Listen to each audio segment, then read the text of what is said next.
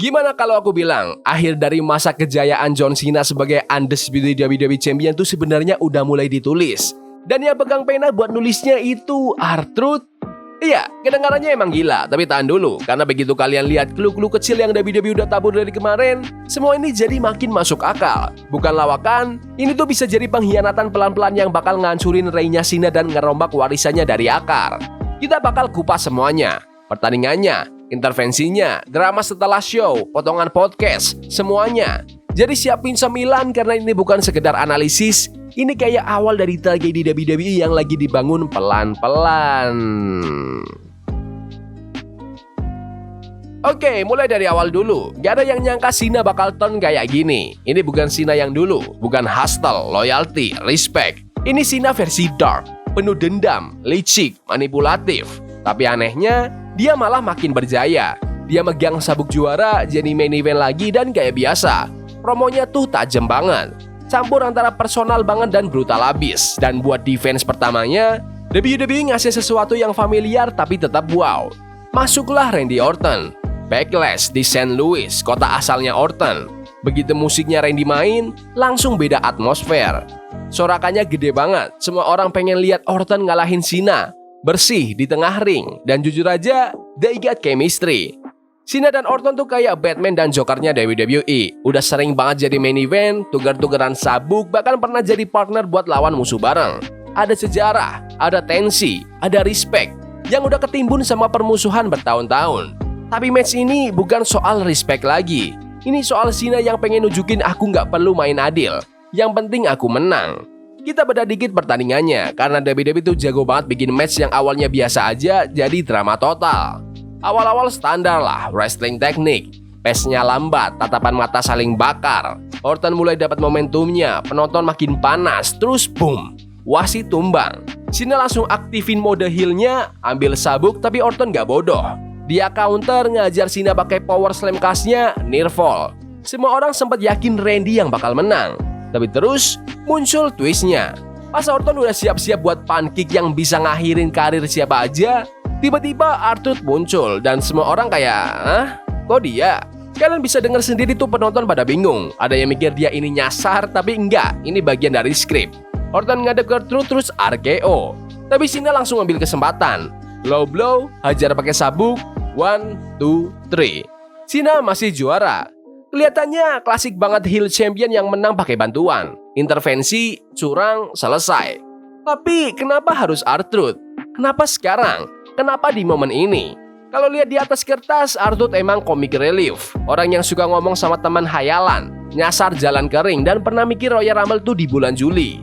Tapi di balik semua lawakan itu, ada sisi dalamnya.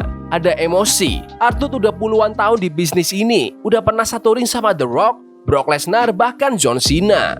Dan satu hal yang selalu dia bilang, Cena itu idolanya. Dia sering bilang di promo niru gerakan Cena, bahkan sering pakai Five Knuckle Shuffle, pakai merch-nya, ngomong kalau Cena itu ngubah hidupnya. Jadi kenapa WWE malah bikin dia muncul di title defense pertamanya Cena? Karena mereka lagi bangun sesuatu. Skip ke press conference habis Backlash, Cena lagi ngomong sebagai juara. Tiba-tiba R-Truth nongol.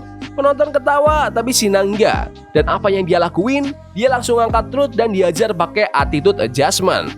Gak pakai mikir, gak ada senyum, gak ada canda.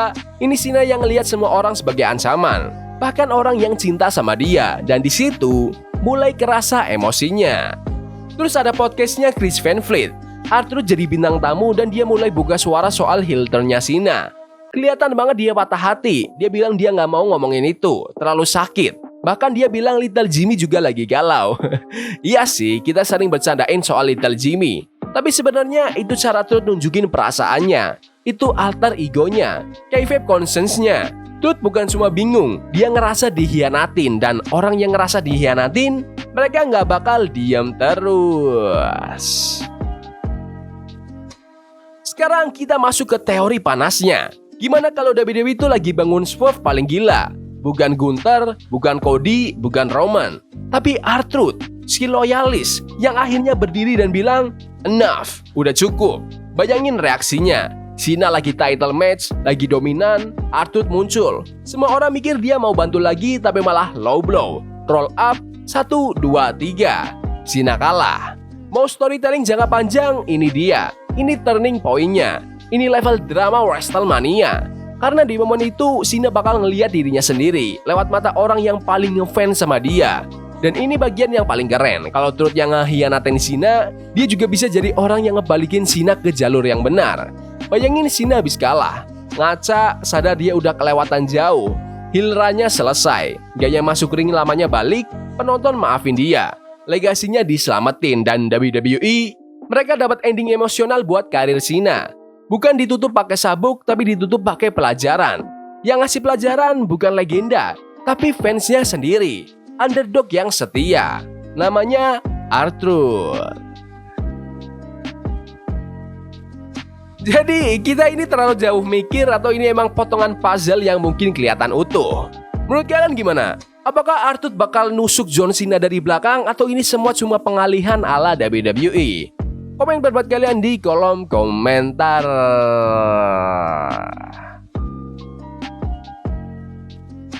Yaudah gitu aja video hari ini. Jangan lupa like dan subscribe ke channel ini karena aku pengen 15.000 subscriber di bulan ini. Tolong bantu.